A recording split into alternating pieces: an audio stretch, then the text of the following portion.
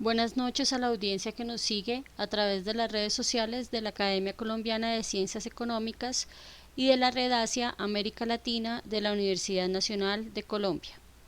Soy María El Pilar Alameda Velázquez de la Academia y los estaré acompañando en la 12ª sesión del ciclo de conferencias Economía y Orden Mundial sobre Población y Desarrollo en Perspectiva Mundial con el profesor Harold Vanguero, conferencista, y el profesor Alcides Gómez, comentarista, a quienes agradecemos su participación.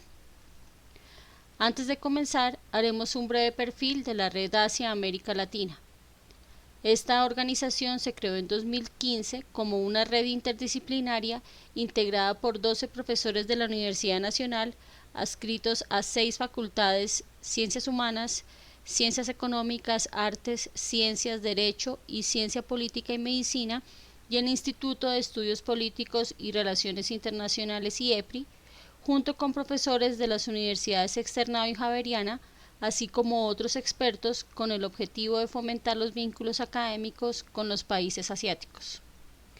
La red se conformó como un grupo de investigación en 2016 y en 2020 publica su primer libro titulado Entre osos y dragones, miradas transdisciplinares sobre las realidades de Asia. Varios de sus miembros realizan actividades de investigación, dictan asignaturas, cursos de extensión y conferencias relacionadas con Asia en diferentes disciplinas del conocimiento. En 2020, la Red Asia, desde el IEPRI, estableció una alianza estratégica con la Academia Colombiana de Ciencias Económicas y tiene un ciclo de conferencias sobre Asia a lo largo de todo el año.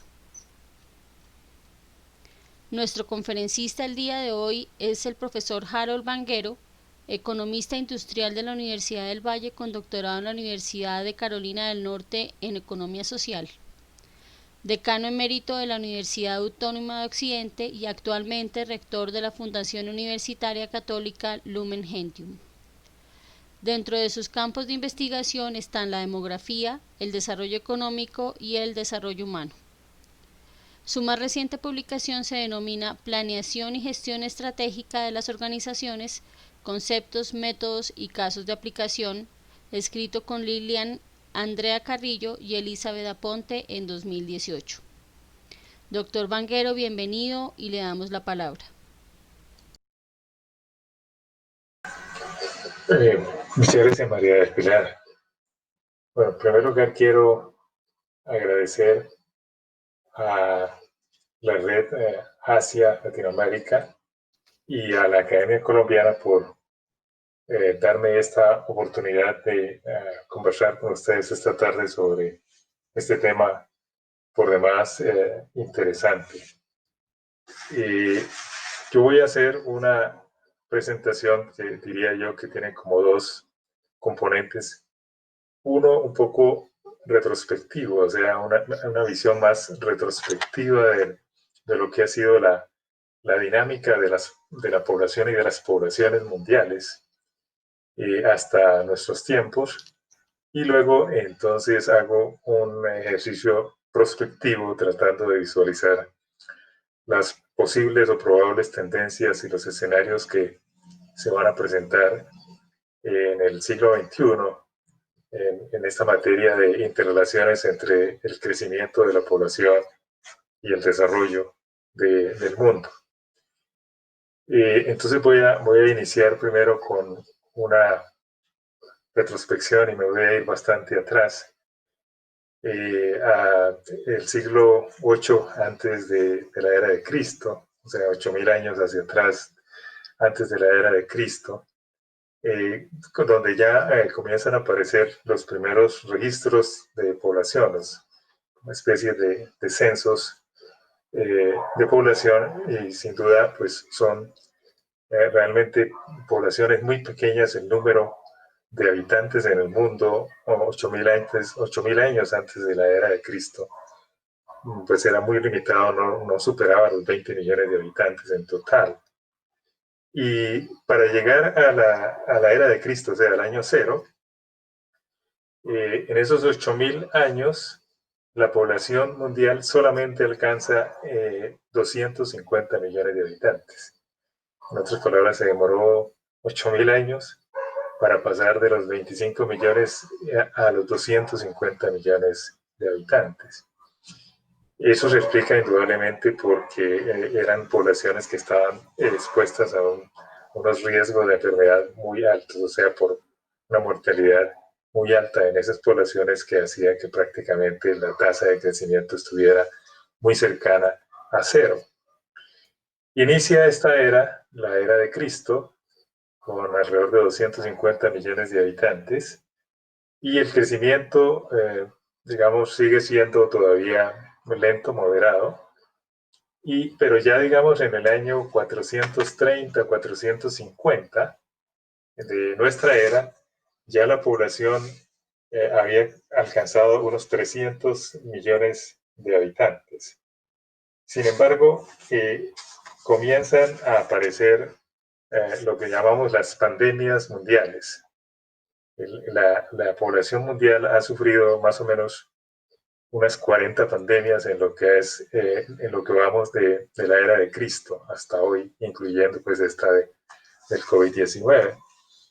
Y en esa época, hacia los años 430, 450, tenemos la primera gran pandemia en el mundo, que es la llamada peste de Justiniano. Qué pena, profesor Vanguero, está muy atrás, muy adelante y no se ve. No Más abajo. Espérese, yo hago una jugada aquí mejor. Ahí. Un poco ¿Mejoró? más. ¿Mejoró? Sí, señor.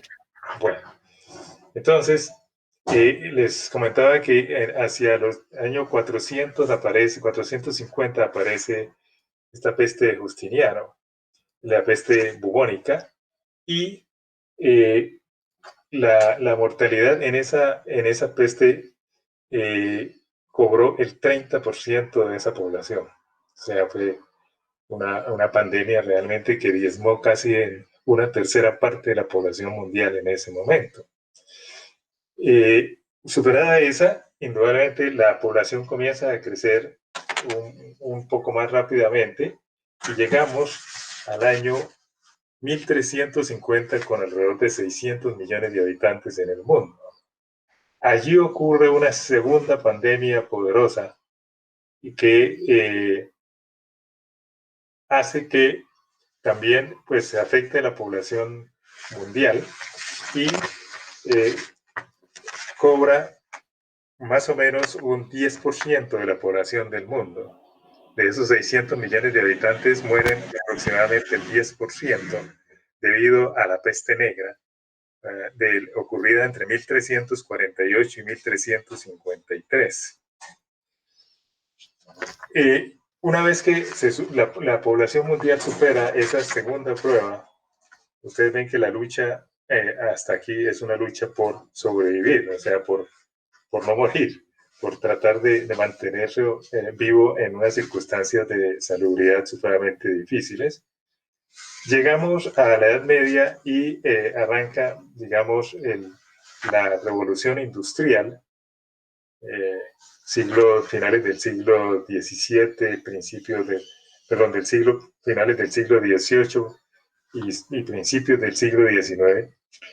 Y toda la revolución industrial y todos los inventos y los avances que se hicieron, sobre todo en campos como la salubridad pública, como los descubrimientos de tratamientos para muchos de estos problemas, hicieron que la población mundial pues, comenzara a crecer de una forma un poco más acelerada.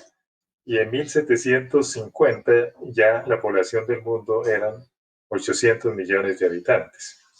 Ese era el dato al inicio de la revolución industrial.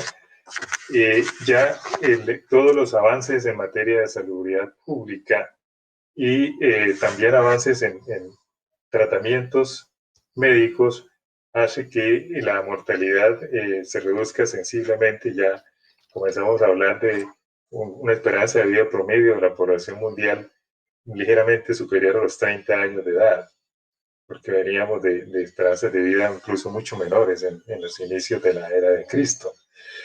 Y indudablemente que esto hace que la población del mundo empiece a crecer de una manera más acelerada, además que los ingresos aumentaron sensiblemente, porque pues con la revolución industrial la productividad creció de una manera importante y las condiciones de vida de la población en general mejoraron de manera significativa. Esto trajo dos impactos. Primero, un mejor control sobre los factores que afectaban la mortalidad, pero a la vez el mejoramiento de las condiciones de vida en los países avanzados de esa época, los países desarrollados, también tiene una incidencia importante en la fecundidad. O sea, ya la fecundidad, que había sido relativamente alta hasta ese momento, para simplemente poder compensar la alta mortalidad que se venía presentando. Al caer la mortalidad por el efecto de todas las mejoras en salud pública debido a la revolución industrial, entonces también la fecundidad en los países avanzados empieza a descender. El siglo XIX es un siglo en el cual las tasas de fecundidad de los países en Europa y en Estados Unidos hacen un primer descenso. Entre otras cosas, ese descenso se prolongó por todo el siglo XIX y comienzos del siglo XX, y vamos a ver posteriormente que explican en buena parte el fenómeno de la Gran Depresión de los años 30 de la economía mundial. Después les explico por qué. Pero antes de ese hito, quiero plantear una tercera pandemia que también afecta sensiblemente la población del mundo y se da a inicios del siglo pasado, entre 1918 y 1920. Esa pandemia se denomina la gripe española y se estima que murieron alrededor de 50 millones de habitantes a causa de esa pandemia. Sin embargo, ya en ese momento la población mundial era de aproximadamente 1.600 millones de habitantes, o sea que estos 50 millones solamente representaron un 3% de la población mundial. O sea que mientras que la primera pandemia en el año 540 eliminó el 30% de la población mundial, en la gripe española ya en el siglo XX solamente se afectó el 3% de la población mundial. Y pues ahora la otra gran pandemia pues es la que estamos padeciendo en este momento, el COVID-19. Pero hoy en día, pues la población mundial, vamos a ver, está alrededor de los 7.500, 7.600 millones de habitantes. Y pues las cifras más recientes muestran que la mortalidad por COVID pues, superó el millón de habitantes y posiblemente al finalizar la pandemia vamos a tener una mortalidad mundial de alrededor de entre 2 y 3 millones de habitantes, lo cual pues representa una cifra ya muy pequeña, una cifra eh, digamos, no alcanza a ser ni siquiera el 1% del 1% total de la población del mundo hoy en día. Eso muestra pues todos los avances que ha hecho la humanidad para tratar de eh, mejorar las condiciones de salud y reducir el riesgo de mortalidad. Eso es interesante. ¿Por qué les comentaba que la caída de digamos, el control de enfermedades y el mejoramiento de las condiciones de vida en el siglo XIX llevaron a que en el siglo XX, en los años 20 del siglo pasado, se presentara una situación en la cual la demanda mundial cae por una razón muy simple y muy sencilla, y es que en la medida en que la población joven disminuye, el gasto, el consumo de bienes básicos también se reduce sensiblemente. Entonces se presenta un fenómeno simple y es que se reduce el consumo y la población empieza a ahorrar más. Y se genera entonces un desequilibrio entre el ahorro y la, y la, y el- y la inversión, en el sentido de que hay mucho ahorro disponible en el mundo, pero hay muy poco interés de los empresarios en invertir porque no encuentran a quién venderle los productos, o sea, hay una crisis de demanda agregada. Indudablemente, pues esa crisis no se podía resolver por la vía de la oferta.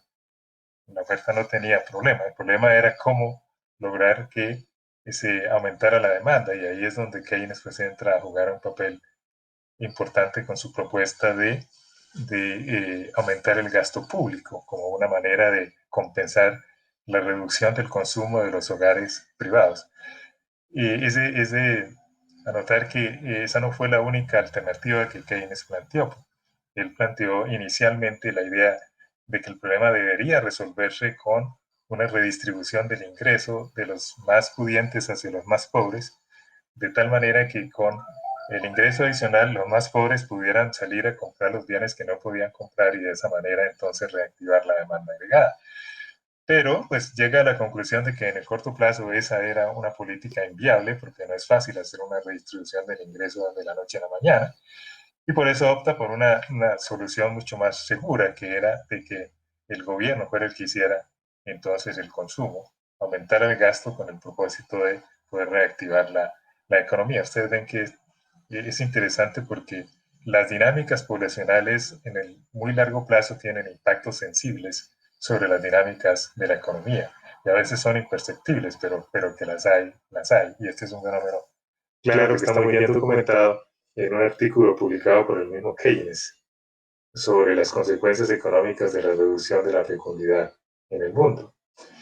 Y ya entramos en el siglo XX. El siglo XX, hasta mitad del siglo XX, podemos decir que se beneficia de todos los nuevos descubrimientos en salud pública que continuaron apareciendo en la primera mitad del siglo XX. La salud pública toma una enorme importancia. Ya se resuelven los problemas de potabilización de las aguas, se controlan muchas enfermedades, aparecen las vacunas. Por ejemplo, algo tan simple como la viruela. En el siglo, en la Edad Media, mató a aproximadamente 300 millones de habitantes. Y el sarampión mató como 200 millones de habitantes. O sea, eran realmente condiciones de salud muy complicadas, y eso se logró resolver en el siglo XX gracias a la aparición de las vacunas. Las vacunas han jugado un papel muy importante, así como todo lo que ha sido el tratamiento de las aguas, tanto de consumo como de las aguas residuales, en la reducción de la mortalidad. Llegamos entonces ya a un siglo XX en donde la esperanza de vida promedio al nacer en 1950 ya a nivel mundial bordeaba entre los 50 y los 60 años en distintos países. Y allí entonces se presenta un fenómeno que determinó mucho las tendencias de población en lo que ha sido la segunda parte del siglo XX y lo que llevamos de este siglo. Y es que tenemos una situación de baja sensible de la mortalidad por todo lo que les he comentado y una fecundidad alta, una fecundidad todavía alta, pues sobre todo en los países del tercer mundo. La fecundidad había bajado en los países avanzados, pero no en los países del tercer mundo que mantenían altísimas tasas de fecundidad. Entonces, eso genera una cosa que se llama explosión demográfica. Por ahí en los años 60 se dio el mundo, está experimentando una explosión demográfica porque alcanzó tasas de crecimiento de su población muy altas, alrededor del 3% de la población, lo cual hizo que en ese siglo XX la población mundial, que al inicio del siglo estaba en los 1.650 millones de habitantes, al terminar el siglo estamos ya en 6.000 millones de habitantes, o sea, triplicamos en ese siglo la población mundial, o sea, realmente el crecimiento de la población mundial se dio de una manera muy exponencial en el siglo XX. Eso entonces hace que a mediados del siglo pasado pues se generara la alarma mundial y comienzan todos los programas para tratar de controlar la natalidad, reducir la fecundidad. Los organismos internacionales hacen un trabajo bastante significativo para incentivar a los países en desarrollo a bajar sus tasas de mortalidad y eso logra sus resultados. En otras palabras, la segunda mitad del siglo XX prácticamente todos los países del mundo, con excepción de los africanos, lograron bajar sensiblemente la fecundidad, hasta el punto de que hoy en día, pues ya la fecundidad en la mayoría de los países del mundo está aproximando niveles de reemplazo. O sea, para ponerlo en términos más sencillos, ya la tasa de crecimiento de la población bajó de niveles del 3% en mediados del siglo pasado a niveles cercanos al 1% en la actualidad. Y sigue bajando la fecundidad simplemente porque la mayoría de los países del mundo pues han logrado por las dos vías reducirla. Una es por la vía de mejorar el control mismo de la fecundidad, los métodos de control, pero también porque las condiciones de vida de la mayoría de las poblaciones del mundo han mejorado y eso hace que lo que se llama el costo de oportunidad de tener familias grandes haya crecido y eso ha inducido indudablemente a que se tengan familias más pequeñas. Y digamos, eso es un poco la situación actual. Diríamos que el siglo XXI, la dinámica de la población va a seguir caminando hacia el logro de algo que es muy importante en mi opinión, que es crecimiento cero de la población. En palabras, hacia finales de este siglo, todas las proyecciones indican que la población mundial va a dejar de crecer. Eso implicaría que hacia el año 2050, o sea, actualmente estamos hablando de 7.600 millones de habitantes, en el año 2050 estaríamos llegando hacia unos 9.000 millones y en el año 2100 la población mundial estaría estabilizándose alrededor de unos 10.000 millones de habitantes. Eso es más o menos lo que proyecta Naciones Unidas con respecto a la dinámica de la población del mundo. O sea que vamos en una fase, digamos, en este artículo estamos en una fase de desaceleración del crecimiento. Sigue habiendo crecimiento, pero ya a un ritmo menor del que se experimentó en los 70 años pasados. Paralelo a eso, indudablemente que el crecimiento de las poblaciones no ha sido similar en todos los países del mundo. Ha habido un cambio muy, muy interesante y lo puedo resumir de la siguiente manera. En 1950 había 6 países de los avanzados entre los 10 primeros países que tenían la mayor población en el mundo. Esos países eran Estados Unidos, que tenía 160 millones de habitantes, Rusia con 100 millones, Japón 54, Alemania 68, Inglaterra 51 e Italia 47. Para el 2050, de esos, solamente uno queda entre los 10 primeros países en población en el mundo. Estados Unidos con 348 millones de habitantes. Los demás desaparecen. Y observen ustedes quiénes quedan como los países de mayor población en el mundo. En 2050, la India tendría 1.500 millones, 1.530 millones de habitantes. China, 1.507 millones de habitantes.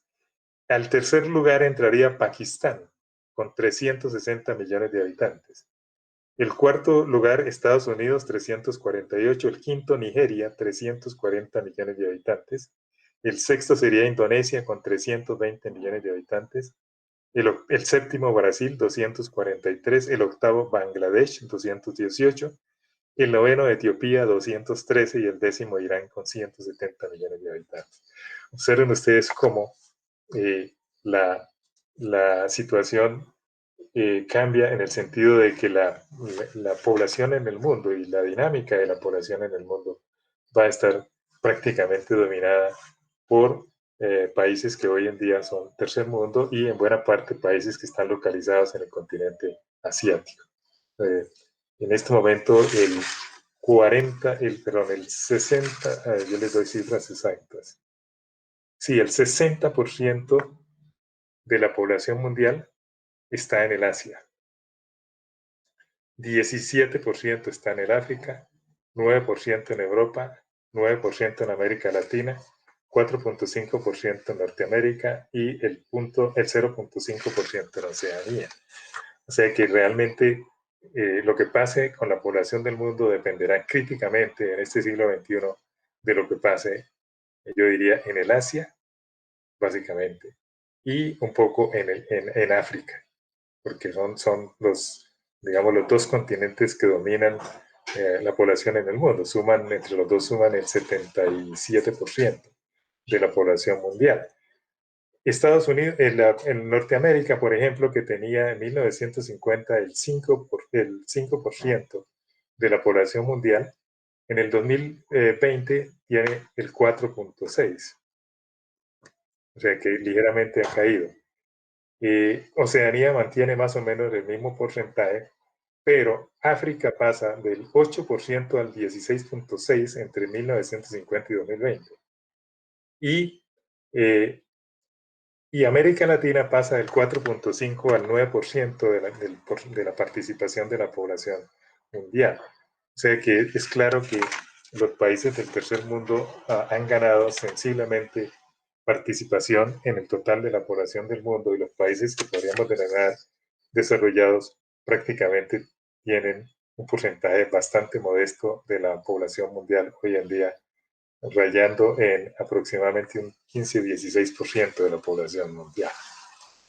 Bien, el otro fenómeno que se está experimentando, o sea, ya, digamos, en cierta forma, el mundo frenó su crecimiento poblacional o lo va a ir frenando gradualmente. Se estima que en el año 2050 la tasa de crecimiento de la población del mundo va a estar alrededor de 0.2, 0.3 solamente. Y hacia finales del siglo, en el 2100, esa tasa de crecimiento prácticamente será asintótica a cero, si ya no es cero, o eventualmente ligeramente negativa, dependiendo de lo que pase con la fecundidad, sobre todo en el África. Muy bien, pero hay un fenómeno demográfico en este siglo que es muy, digamos, interesante de mirar porque va a marcar mucho las dinámicas de las poblaciones entre los diferentes países del mundo y es la migración internacional.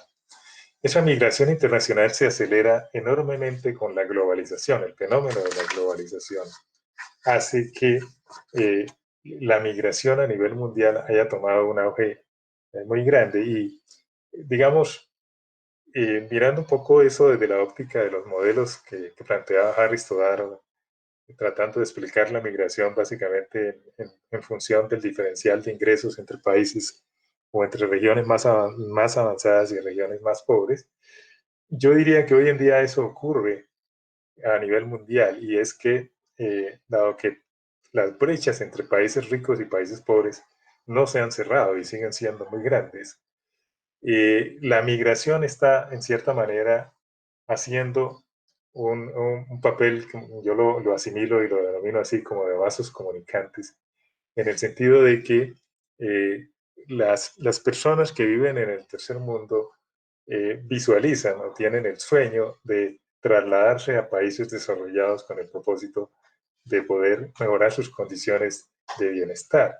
Y la movilidad, las mejoras en el transporte, los sistemas de transporte, pues eso hoy en día es relativamente fácil y eso ha hecho que haya una dinámica muy fuerte de migración internacional, tanto legal como ilegal, en prácticamente todos los continentes del mundo, yo diría, pero mucho más fuerte en dos direcciones, de África hacia Europa y también de parte del Asia más occidental hacia Europa, y de Centroamérica y Sudamérica hacia los Estados Unidos. Y acá en Sudamérica nosotros vamos a vivir en los próximos años un fenómeno de migración de Venezuela hacia los países andinos bastante fuerte.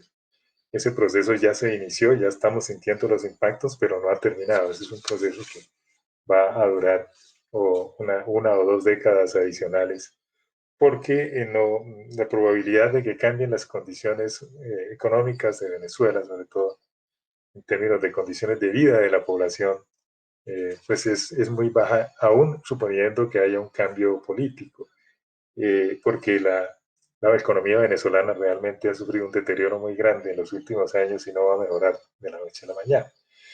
Bien, entonces veamos ahora en perspectiva qué visualizo. En primer lugar, yo creo que va a haber un efecto, yo diría, positivo, porque en 1970 los estudios del Club de Roma y después los estudios de Bariloche, que eran modelos de simulación para tratar de establecer los límites del crecimiento económico en función de la disponibilidad de recursos naturales, pues mostraban un panorama bastante sombrío en el sentido de que continuar esos ritmos de consumo de recursos naturales, el mundo alcanzaría sus límites hacia más o menos hacia esta época, 2020-2030.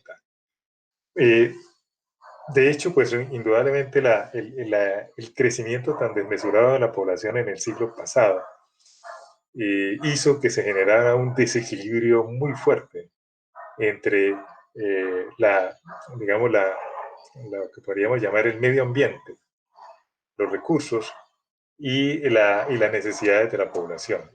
Pues indudablemente estamos viviendo este fenómeno ahorita del deterioro tan grande que ha sufrido el medio ambiente como consecuencia de ese crecimiento tan supremamente fuerte que vivió la población mundial en el siglo, yo diría que en el siglo XX más que todo, no tanto en el XIX, sino en el siglo XX. El freno que ya tiene la población puesto y que va a seguir hacia los próximos décadas, yo pienso que va a contribuir muchísimo a poder restablecer el equilibrio entre los humanos y la ecología o el medio ambiente. En el sentido no de que, pues, de todas maneras, hay todavía un volumen de población muy grande y de necesidades muy grandes, pero el fenómeno hubiera sido catastrófico si la población mundial hubiera seguido creciendo al ritmo que venía creciendo el siglo pasado.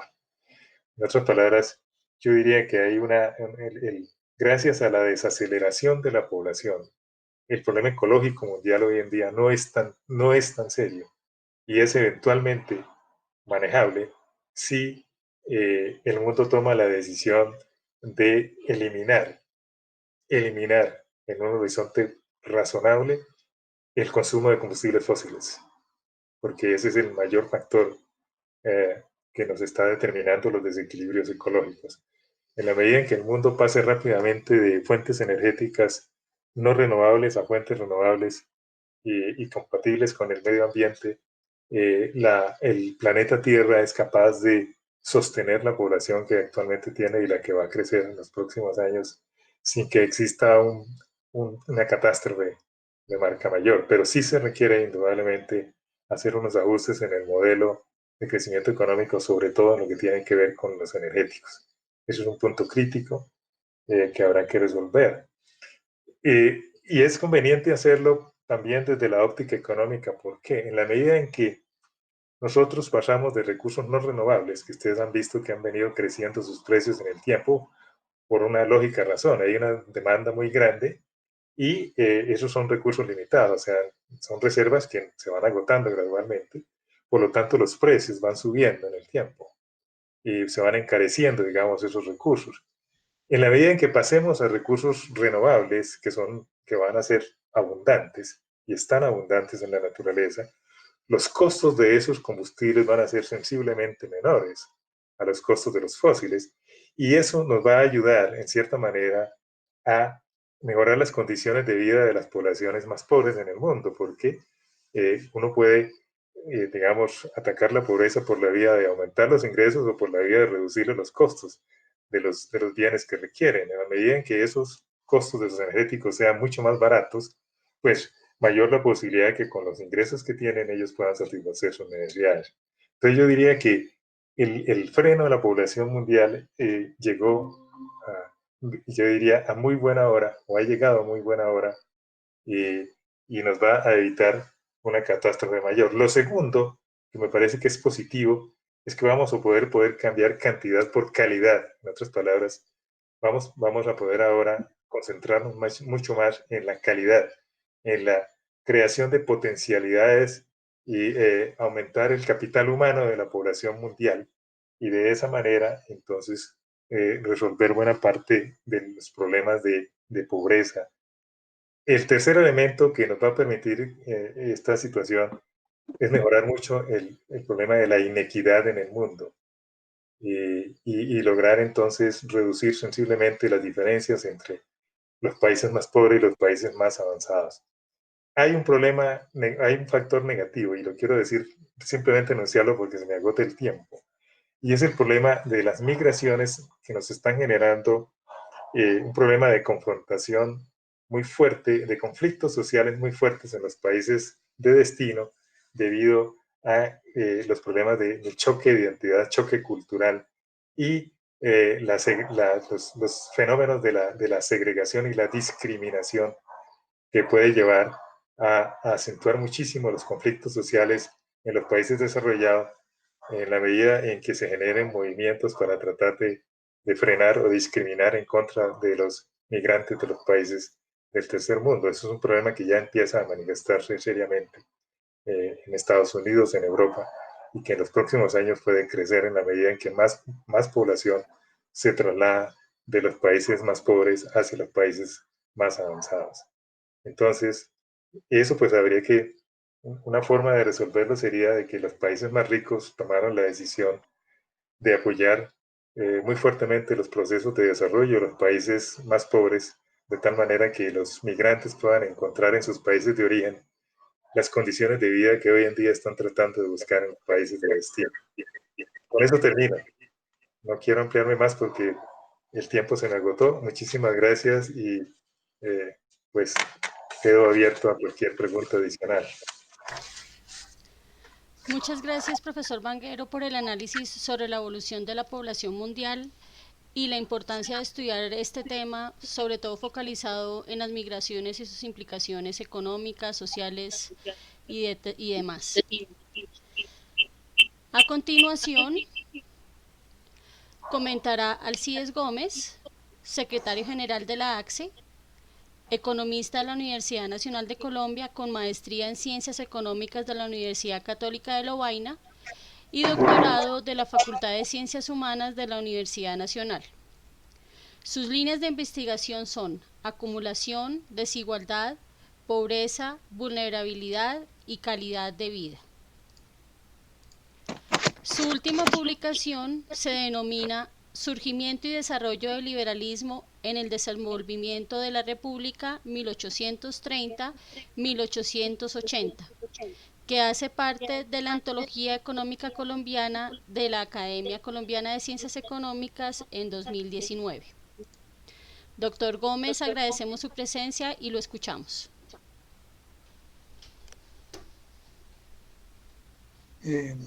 María del Pilar, el texto que envié, ¿lo puedo ver yo en mi pantalla? Sí, señor. Tenemos un eco. Voy a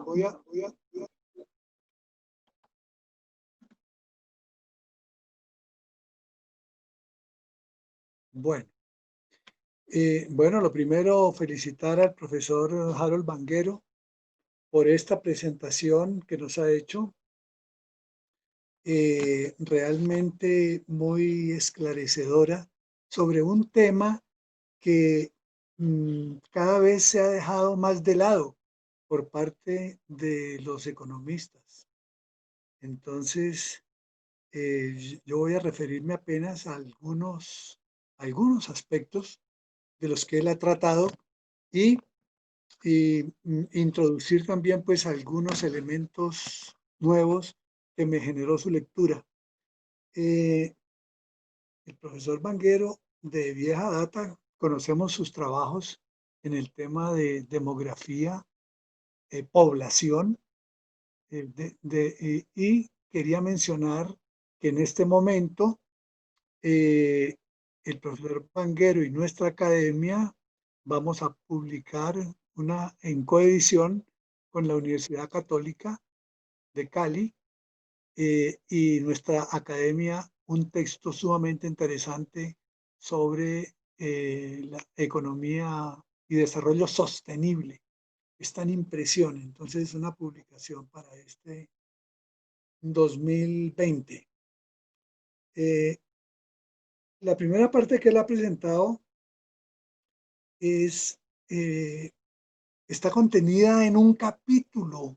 Él aquí lo ha explayado, pero es un capítulo de un texto sobre análisis de población. Un texto que supongo que es de lectura obligada en aquellas facultades que tienen estudios sobre población. Texto de 800 páginas, una cosa, digamos, tremendamente grande. Bueno, voy a hacer una introducción y luego voy a leer algo que escribí. Me cuesta, es decir, el riesgo al hablar es dispersarse, entonces comprimí algunos, digamos, algunos de estos temas en un breve texto, como lo dije como comentario. Bueno, él arrancó realmente, arrancó muy atrás, pero es importante porque a veces se olvida. Cuando él dijo 10.000 años antes de Cristo, realmente se está refiriendo a la revolución del Neolítico. Y la revolución del Neolítico es de importancia capital porque fue el surgimiento en el planeta de la agricultura. Hasta ese momento las poblaciones eran itinerantes y tenían un espacio sumamente amplio para asegurar su reproducción. Entonces, con el surgimiento de la agricultura hace 10.000 años, el avance fue notable. Y ya hacia el año 5.000 antes de Cristo, hay otro fenómeno sumamente importante, que es el surgimiento de los primeros centros urbanos. Entonces las ciudades tienen también una existencia sumamente amplia. Bueno,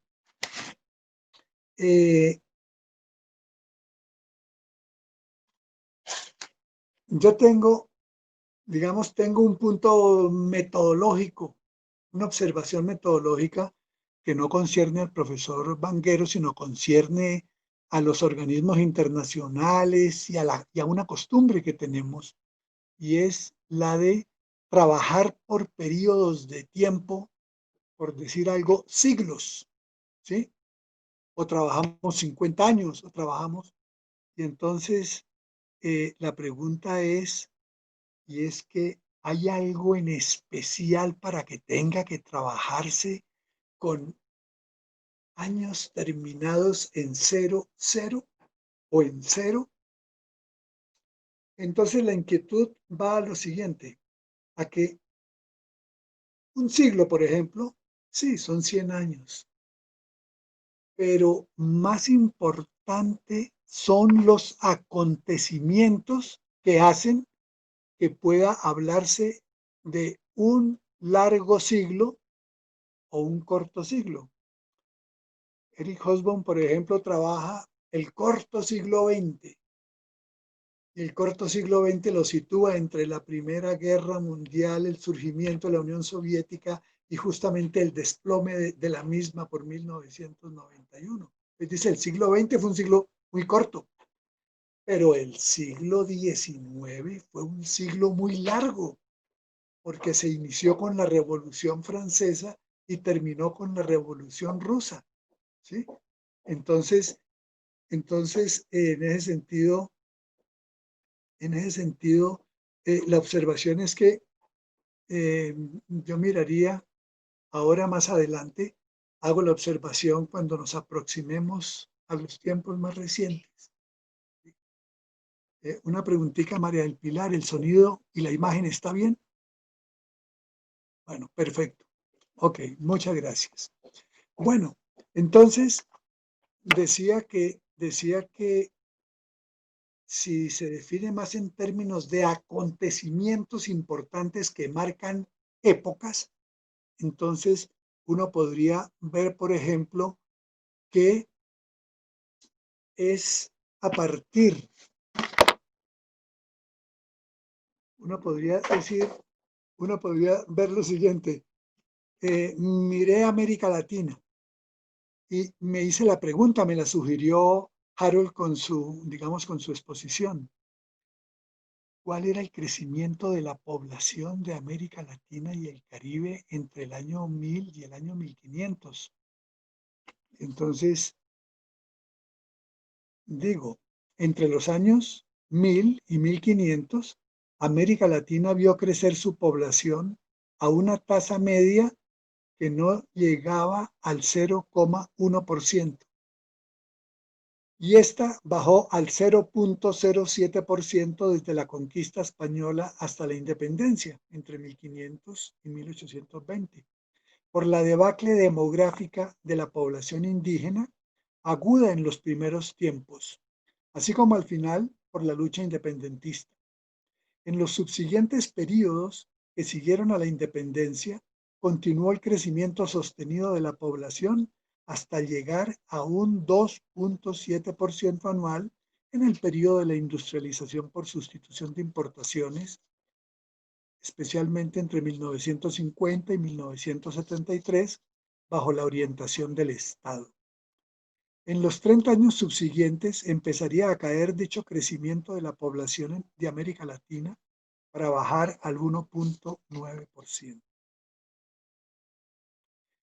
El capítulo 2 del libro El análisis de la población de Harold Vanguero, titulado Dinámica de la población mundial de Latinoamérica, de Sudamérica y de Colombia, una comparación, ese es el título, contiene todos los elementos para comprender el camino recorrido por la población colombiana en ese contexto múltiple y apreciar semejanzas y diferencias, esencial para el análisis comparativo del comportamiento de las variables demográficas.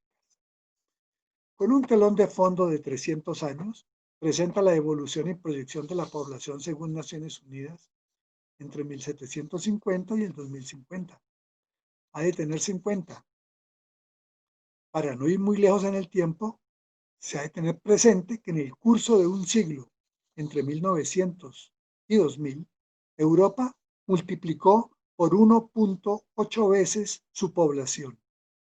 Norteamérica la multiplicó por 3,8 veces y Latinoamérica y el Caribe multiplicó por 7 veces, cuando pasó de 74 millones de habitantes a 520, con lo que significaría alojarlos, alimentarlos, vestirlos y educarlos adecuadamente si los recursos humanos fuesen ocupados plenamente. Respecto al crecimiento anual de la población entre 1950 y 2050, según periodos quinquenales, Colombia, siempre me estoy refiriendo a este trabajo del profesor Vanguero.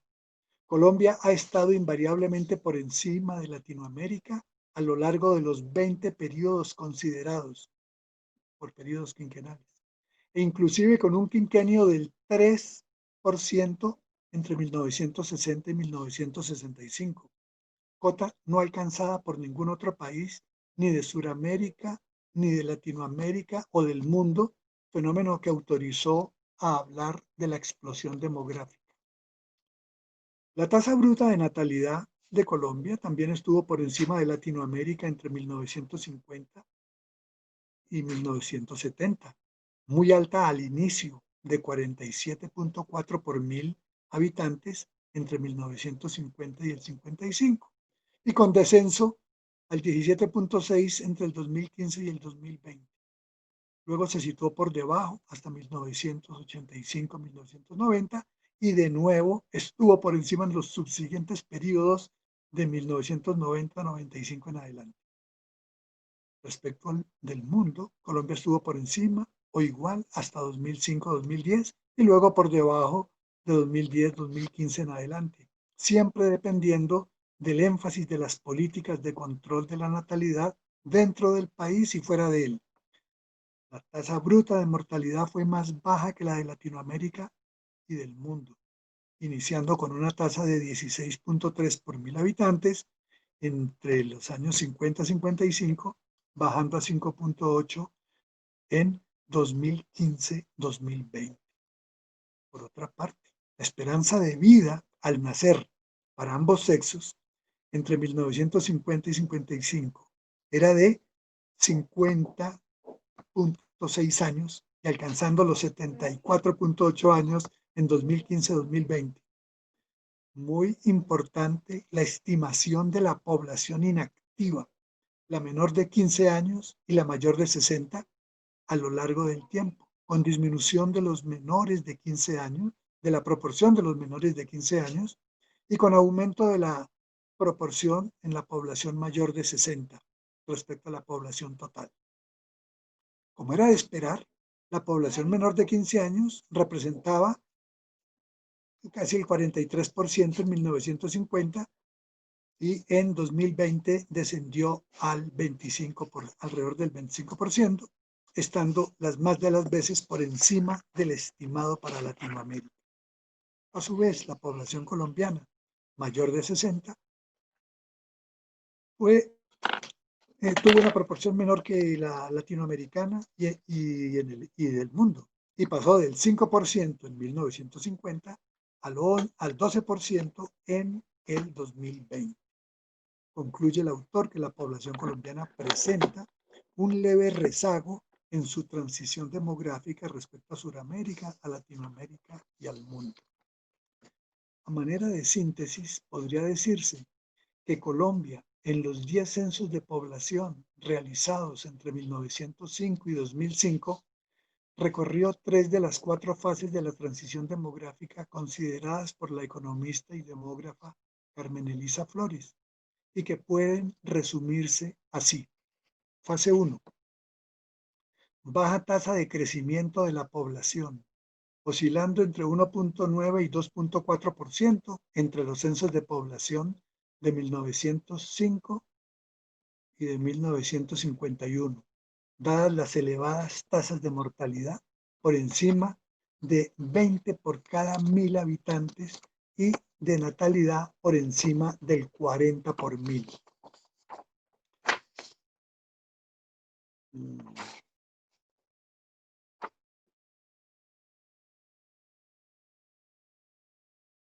Bueno, y hoy, perdón,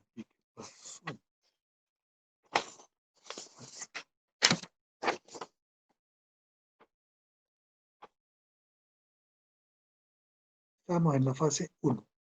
En la fase 2, crecimiento de la población cercano al 3% entre los censos de 1951 y 1973, la época de la explosión demográfica, como resultado de una importante caída en la tasa de mortalidad, la cual se situó por debajo del 10 por mil en el periodo intercensal 1964-1973.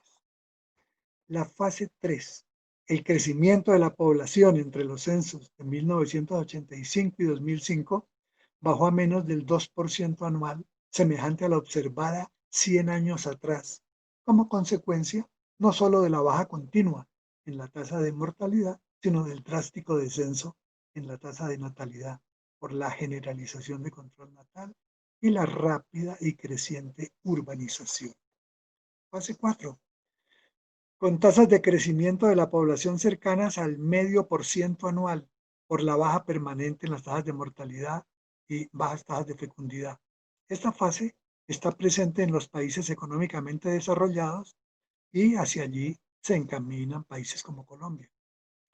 La fase 5 es una fase que no la contempla Carmen Elisa, la contempla 4 fases, pero se le podría agregar esta fase. Se caracteriza por tasas negativas de crecimiento de la población, situación propia de muchos países de Europa Occidental que presentan tasas de natalidad inferiores a las tasas de mortalidad y por el déficit en la tasa real de fecundidad para mantener el equilibrio poblacional. Requieren disponer de una población inmigrada en edad de trabajar. Bajo la globalización, la migración internacional pasó de 105 millones de personas en 1985 a 150 millones en el 2000 y a 272 millones hoy en 2020. Y las remesas de los trabajadores a sus países de origen pasaron de 126 mil millones de dólares a 689 mil millones. Ese es el último informe de la Organización Internacional para las Migraciones publicado este año. Para el caso colombiano, las remesas de los trabajadores colombianos a sus familiares en Colombia constituyen el segundo renglón de ingreso por divisas. Es decir, que la exportación de mano de obra que tiene Colombia, pues ocupa ese segundo renglón. Dos mecanismos han estado presentes en el proceso.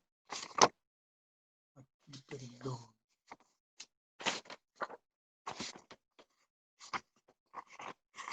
Pasando una página. Bueno, el punto 2 desarrollado por Harold, dinámica poblacional y desarrollo económico en el siglo XXI, nuevos desafíos.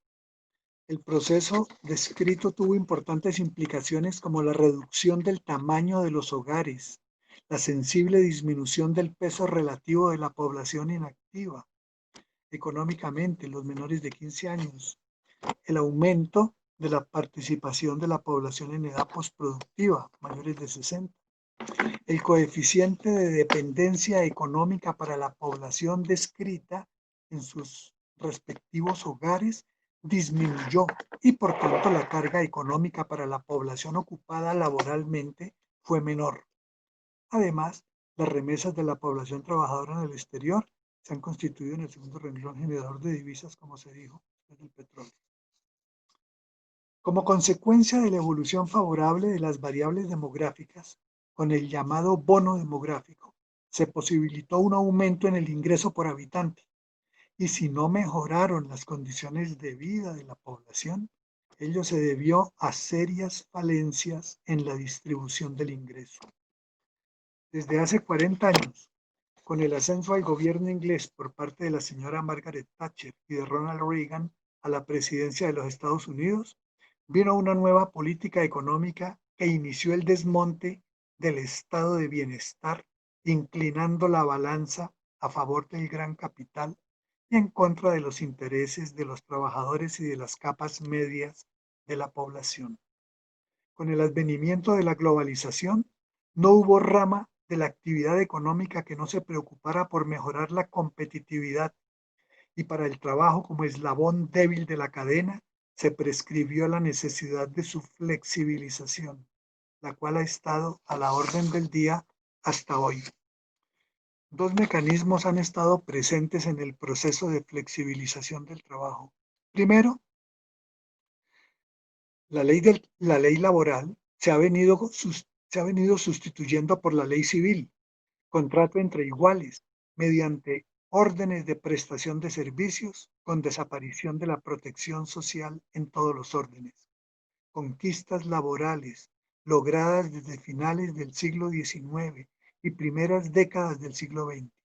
Segundo, con la terciarización en la prestación de servicios, surgieron empresas intermediarias entre el capital y el trabajo, sustituyendo al patrón original.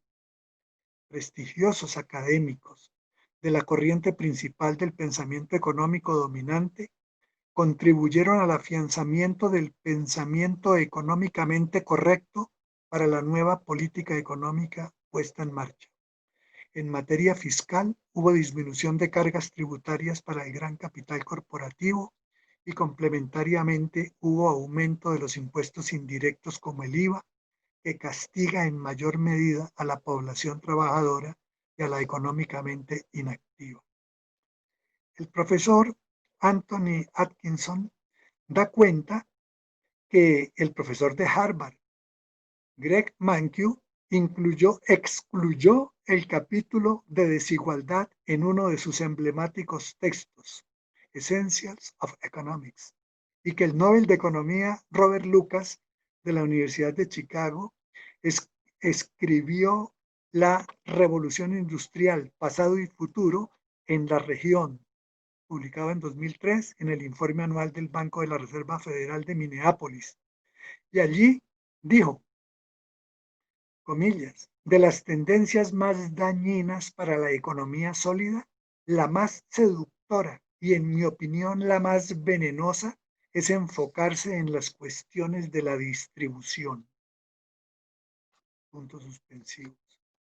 Y el Nobel de Economía, James Buchanan, prescribió que, comillas, prescribió que el modelo social que muchos europeos consideran superior a los estados de bienestar de otras partes, un poco más limitados, no es viable económicamente para el siglo XXI. China, con un crecimiento espectacular, no ha escapado a los principios que guiaron la globalización, aunque la hizo con características chinas. Entre 1980 y 2018, el 10% más rico pasaba de recibir el 27% de la renta nacional al 42%, e inversamente el 50% de menores ingresos disminuía el suyo del 27% al 14%.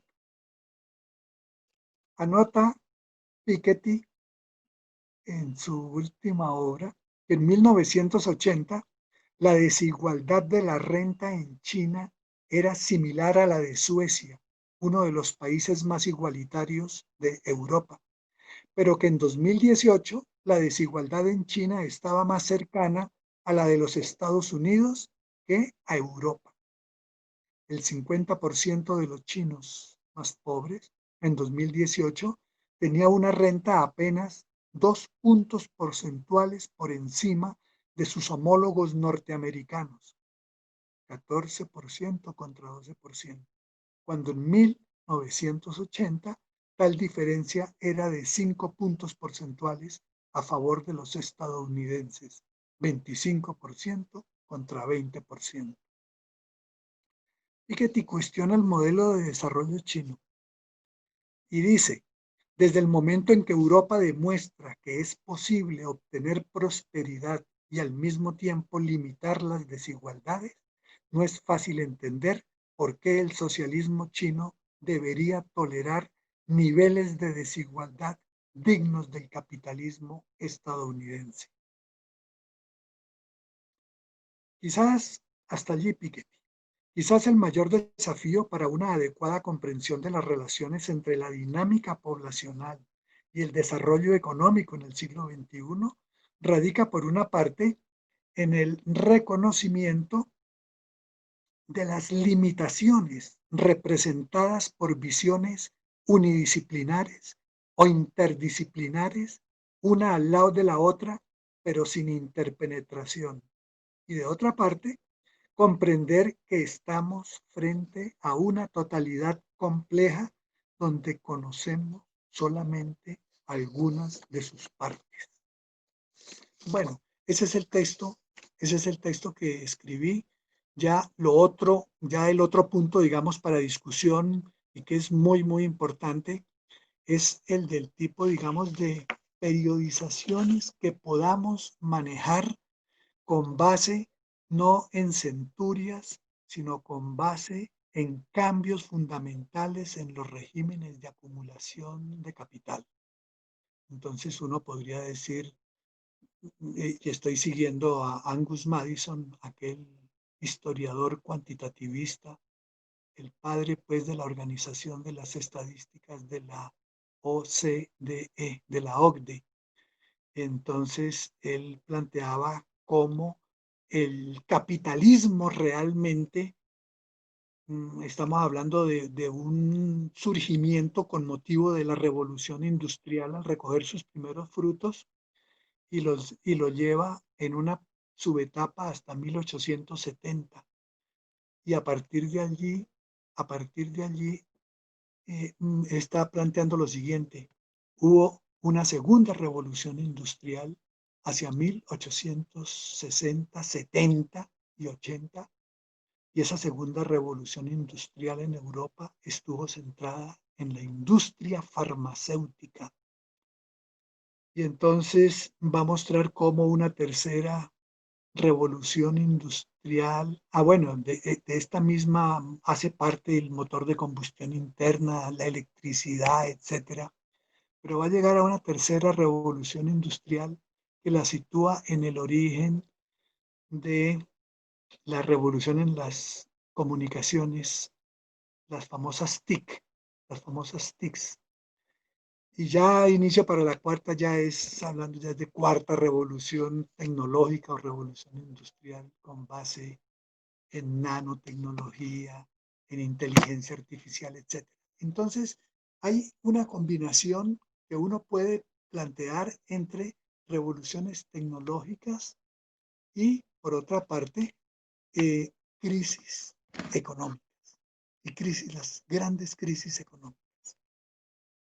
Pero eso es un campo para otra discusión, ¿no es cierto? Porque es muy, muy amplio. Pero sería pues un tema realmente apasionante poderle dar luego un espacio. Bueno, yo creo que hasta aquí llego. Mis felicitaciones al profesor, al profesor Harold Banguero, porque ha retomado un tema que ha venido siendo no del interés de los economistas. Es interesante preguntarse por qué, ¿no? Pero entonces, felicitación, profesor Banguero, por esa magnífica exposición que nos ha hecho sobre el tema. Y abramos para preguntas y que, bueno, entonces abordemos un tema tan sugerente, ¿no? Como no solamente qué pasó, sino qué expectativas tenemos para este siglo XXI. Muchas gracias. Profesor Banguero, no sé si usted quiera decir algo al respecto de los comentarios del profesor Alcides. A ver, yo pienso que el CIDES ha complementado y no solamente Qué complementado, pena, sino tiene su destacado. cámara apagada. Sí, está, no me ven, me oyen, pero no me ven. Entonces, a esta edad ya es difícil uno entender estas tecnologías. Bien, entonces yo pienso que la Alcides no solamente ha complementado mucho de lo que yo tenía en mi esquema, sino que también pienso que ha abordado unos temas que son muy interesantes hacia el futuro. Yo les comentaba que vamos a enfrentar, como así hay cosas positivas, también vamos a tener efectos negativos. Y yo diría que de los negativos es cómo vamos a resolver, por ejemplo, el problema del desempleo. Porque a pesar de que la población está creciendo menos, pues todavía sigue creciendo y nos tenemos que enfrentar ahora al problema de la automatización y de todo, digamos, el proceso tecnológico que va a desplazar muchísima mano de obra, sobre todo la mano de obra no calificada. Y eso hay que ver cómo lo manejamos en este siglo para evitar pues crisis sistemáticas de desempleo y sobre todo desempleo de personas jóvenes que no logran ubicarse en el mercado laboral. El otro tema que también es negativo es el hecho de que tenemos que ahora vamos a tener una población adulta mayor mucho más grande y eso va a tener un impacto en dos variables económicas. La una es el impacto en fiscal porque pues eh, digamos, el Estado va a tener que responder por un mayor volumen de pensiones para personas adultas mayores y eso va a ser una presión muy grande sobre los fiscos y hay que ver cómo entonces se consiguen los recursos para poder responder por todo ese volumen de pensionados que va a haber hacia el futuro. Y el segundo impacto económico es en el sistema de salud, porque ahí hay una transición hacia problemas de salud que son de naturaleza más crónica, o sea, producto del envejecimiento, y que son de más difícil solución y eventualmente más costosos. O sea que el Estado va a tener que invertir en los próximos años muchísimo más dinero en mejoramiento de los sistemas de salud para atender a una población adulta mayor que tiene más complejidad y por otro lado responderle por las pensiones. Ahí vamos a tener un tremendo desafío.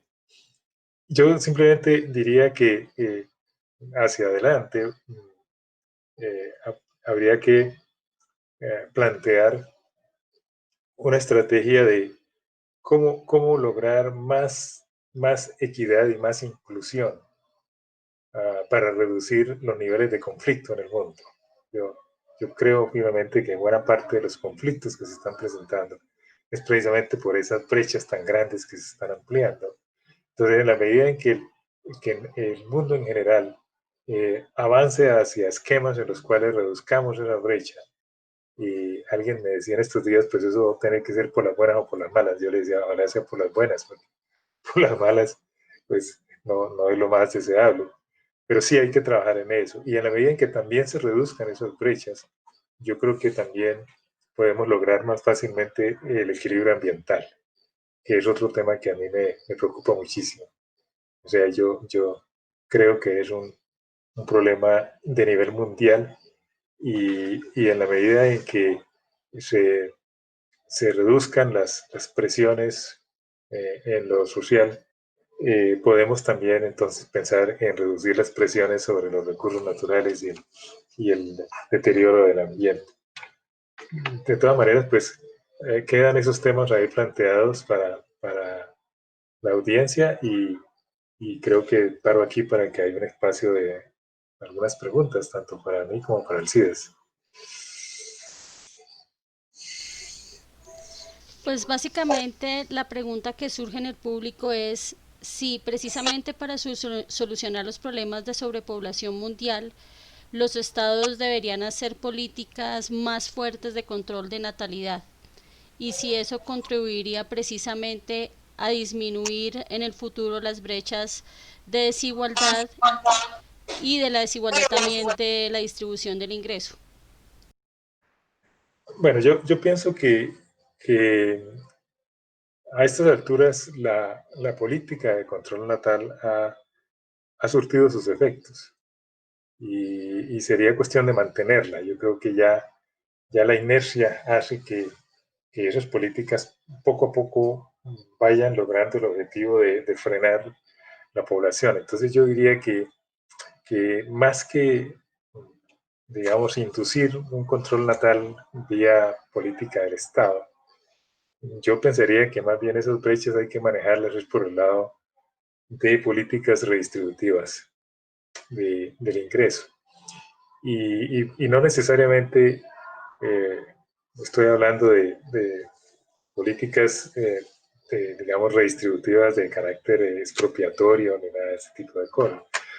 Yo diría que lo más importante para lograr modificar la distribución de los ingresos en un país es una política adecuada de gasto público, muy sesgada hacia la inversión social en los grupos de menos recursos y más centrada en desarrollar potencialidades en la población que en simplemente proveerles bienes para la satisfacción inmediata de los consumos.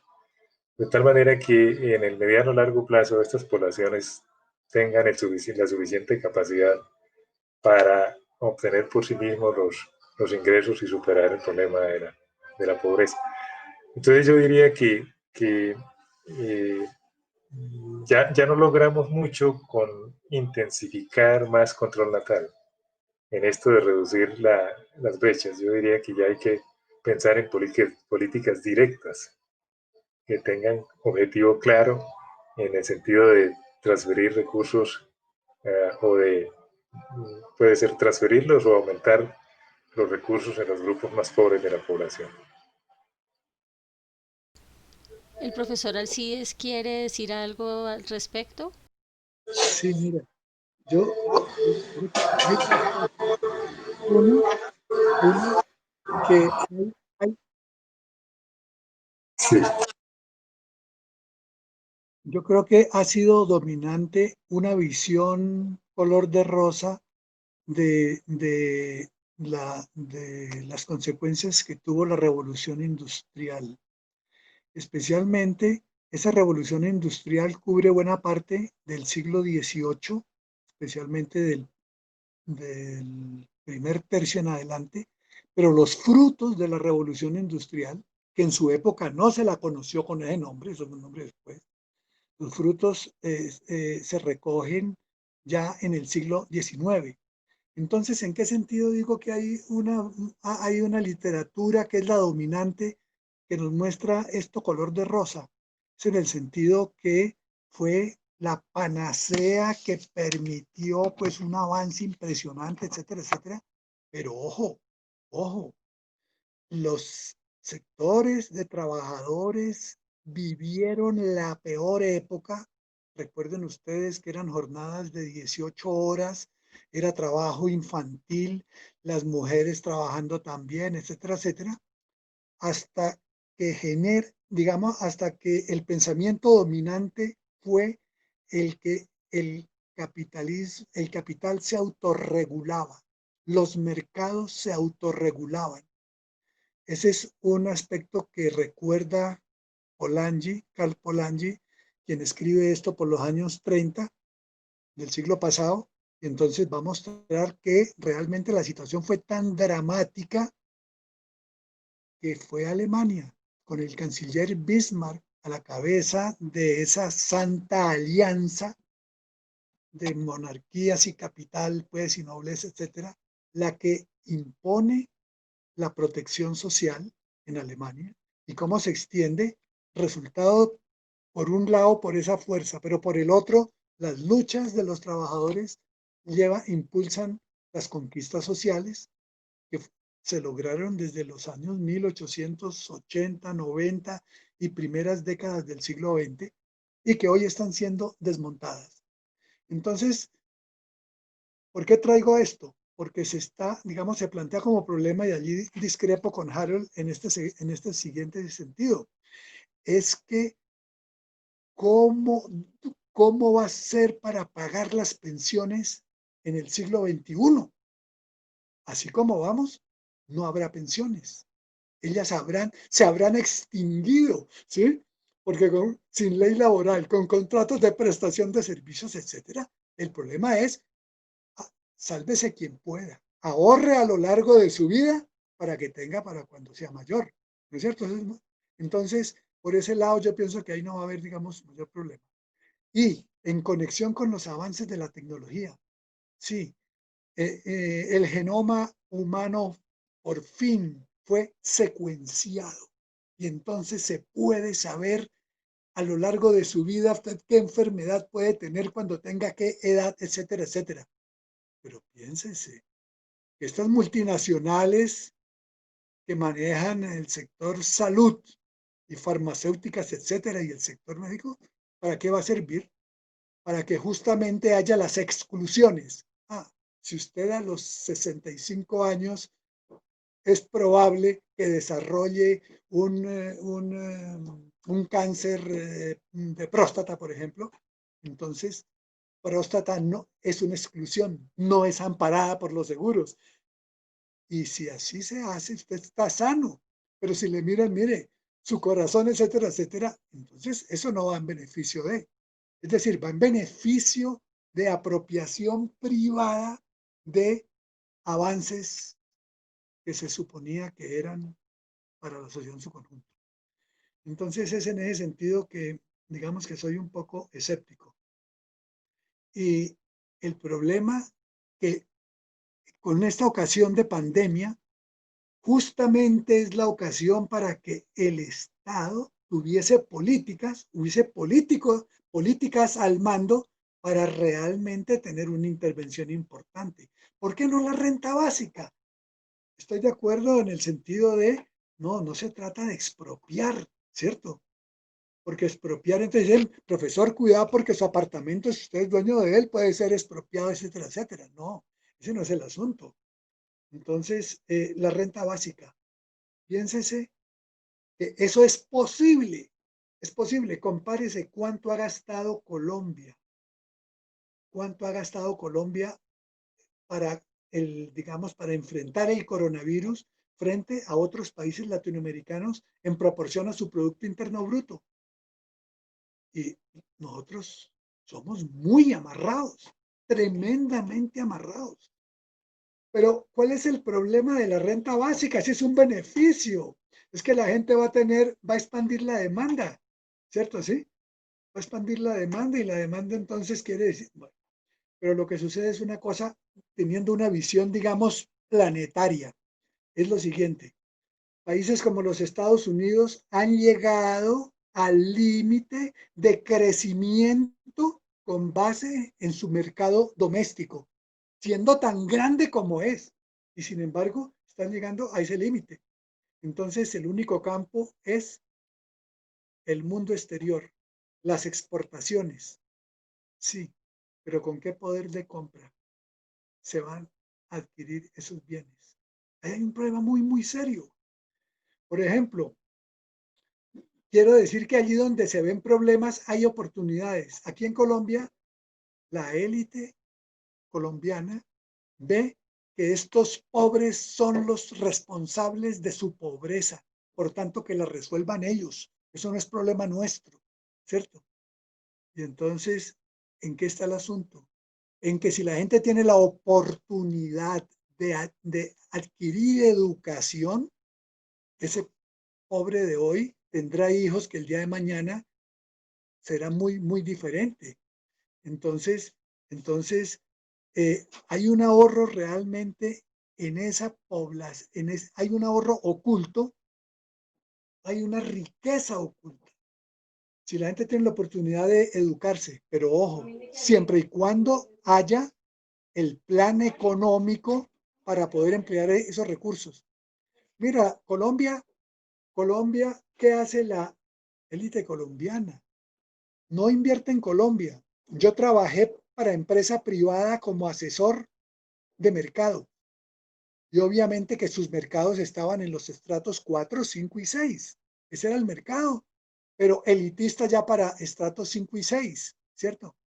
Bueno, y entonces jamás se miraba estratos de ahí para abajo. Bueno, el 3 sí, el 3 porque hay hábitos de consumo. Alguien de estrato 3 puede decir, y es que yo no me puedo acaso comprar un whisky Bucanas 18 años, ¿por qué no? Y de pronto, pero ¿cuánto se gasta en eso? ¿No es cierto? Sí, y lo podría hacer. Pero entonces hay un asunto que hace que no es rentable invertir en Colombia porque el poder de compra del colombiano medio sigue siendo demasiado bajo, demasiado bajo. Entonces, hay que invertir afuera, hay que invertir afuera. Entonces son las multilatinas que están en América Latina, que están en Estados Unidos también, ¿no es cierto? Pero ojo, obsérvese el planeta como en conjunto. En el planeta estamos todos. Esta nave va a 29.000 kilómetros por hora, ¿sí? Girando, pero la suerte es para todos. El problema de la crisis climática, más que cambio, es crisis climática, nos afecta a todos. Vamos en la misma barca, como dice, ¿sí? Entonces, ¿por qué excluir a una parte y no querer mirarla, no querer verla? Eso es negarse las posibilidades de crecimiento, ¿sí? Porque esos de hoy, el día de mañana, ¿cuántos premios Nobel podría tener un país como Colombia en distintos campos? ¿Sí? Los ha tenido Argentina. ¿Y por qué ha tenido Argentina? Porque tuvo desde comienzos del siglo XX una política de educación generalizada, educación laica, educación gratuita, pública. Es que la educación fue pública, pero todo se nos ha privatizado. Dentro de pronto vendrá la factura por el alumbrado público, porque, porque usted se beneficia de eso, entonces por favor pague, etcétera. Entonces perdimos la noción de lo público y eso es importante rescatarlo. Bueno, ahí yo dejo para que pueda ver.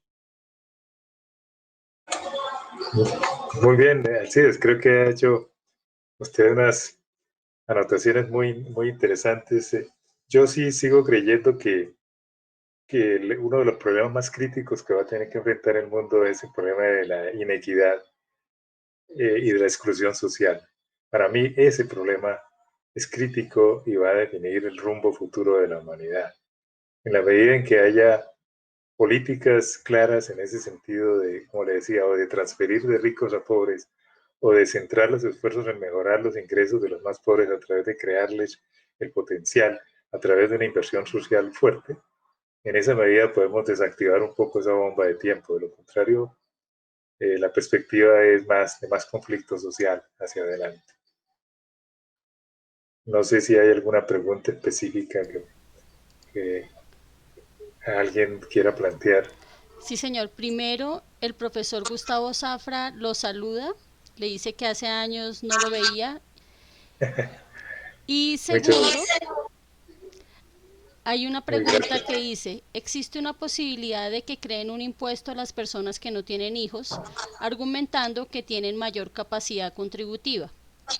¿Qué repercusión puede traer esto en la sociedad? A ver, lo que ha ocurrido es, hasta ahora es lo contrario, y es que se han creado impuestos para que las personas no tengan hijos. En otras palabras, ustedes saben que en China, durante un tiempo ya no, porque ya levantaron la restricción. Lo que el Estado permitía era un hijo, el hijo único.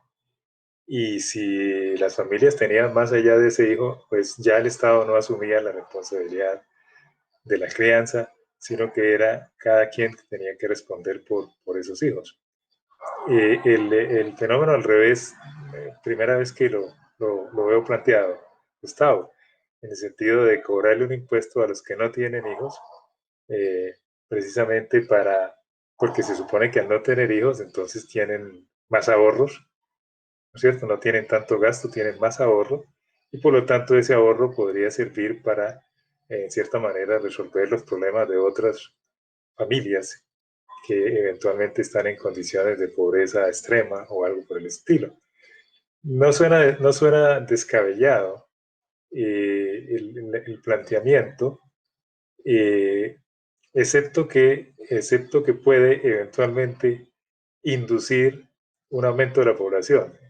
O sea, las personas para librarse del impuesto, ¿no es cierto? Entonces deciden tener, así sea un solo hijo, para no pagarlo, y entonces tendríamos un efecto ligeramente positivo, o sea, de estímulo o de incentivo para que eventualmente la población no se vaya al crecimiento cero, sino que se quede posiblemente en un crecimiento un poco más arriba del crecimiento cero, o sea, una ligera tasa de crecimiento, simplemente porque para evitar el impuesto pueden eventualmente decidir tener uno o dos hijos y de esa forma zafarse de la responsabilidad. Pero desde el punto de vista institucional, legal, es posible hacerlo. Y, y, eso indudablemente le daría al Estado unos recursos para inversión social, por ejemplo, en educación, en salud y en otros campos en donde, digamos, se puede generar bienestar para poblaciones de menos recursos. Muy bien. Sí, señor. Saludos, Gustavo. Encantado de oírlo. Una ¿sí? última pregunta está relacionada con la Agenda 2030 y los ODS. Sí. ¿Cómo complementar ese análisis demográfico en esa agenda? A ver, yo pienso que en los objetivos del desarrollo hay elementos que tocan indudablemente con la dinámica de la población. Eh, por ejemplo, el objetivo de sostenibilidad ambiental.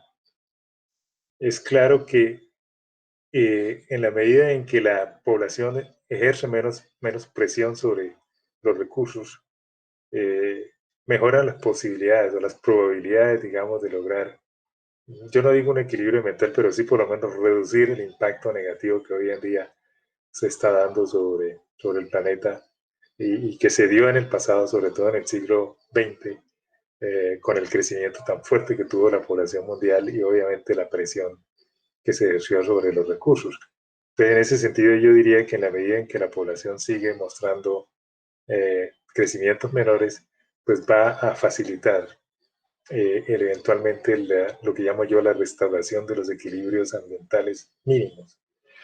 El otro objetivo que es el empleo, también pienso yo que tiene que ver con la dinámica de la población. En la medida en que la población va bajando su crecimiento, pues la oferta laboral se reduce un poco y puede permitir entonces por lo menos evitar crisis muy agudas de desempleo. Pero ahí hay una variable que está remando en contrario que puede hacer que eso no se dé. Y es lo que le comentaba, los procesos de automatización que eliminan puestos de trabajo. Entonces, de pronto el efecto positivo demográfico de reducir la oferta laboral se va a compensar por el efecto negativo de que la economía va a tender a automatizarse y de esa manera demandar menos mano de obra. O sea que el efecto ahí es un poco incierto de qué va a pasar. Y el, yo diría que hay otros objetivos como el logro de la paz que también tienen que ver con la dinámica poblacional, por lo que les decía, en la medida en que se presenten brechas sociales muy grandes y dinámicas migratorias muy fuertes que hace que se confronten distintas culturas. Entonces, eso va a ser más complicado lograr la paz mundial. Eh, yo no visualizo, por lo menos en la primera mitad de este siglo, un escenario de paz generalizada a nivel mundial. No lo visualizo. De pronto hacia finales del siglo puede ser, pero en la primera mitad del siglo XXI veo más un escenario de conflicto. Creo que son las tres cosas en las cuales la población va a tener que ver con el logro o no de esos objetivos del milenio. Eh, hay otros como igualdad de género, etcétera, que yo sí pienso que eventualmente el menor crecimiento de la población puede contribuir a lograr el equilibrio de los géneros en los próximos años, más allá pues, de las políticas institucionales deliberadas para lograrlo. Muy bien, no sé si hay alguna otra inquietud. No, señor, yo creo que por lo avanzado del tiempo podemos dejar ahí. Les agradecemos mucho, profesores Alcides y Harold, su presentación sobre este gran análisis de la población mundial y lo que nos espera en un futuro. Y a todos los asistentes, gracias por estar en la conferencia. Y les recordamos que el 15 de octubre tenemos la primera conferencia de un ciclo sobre reactivación económica vista por las regiones, llamada El desempleo y la ocupación en Cali, realizada por nuestro académico John James Mora, a los que están cordialmente invitados. Muy bien, muchas Profesores, gracias. muchas gracias y les deseamos éxitos en sus proyectos. Harold, Muy que bien, estés muchas muy bien. gracias a todos. Muchas gracias, profesor Alcides. A ti, Harold. Y Muy bien. espero que nos veamos pronto. Claro que sí. ¿Cómo Muy no? bien. Buenas Bueno, noches. bueno, igualmente. Buenas noches. Buenas noches. Buenas noches, Bueno, María Pilar.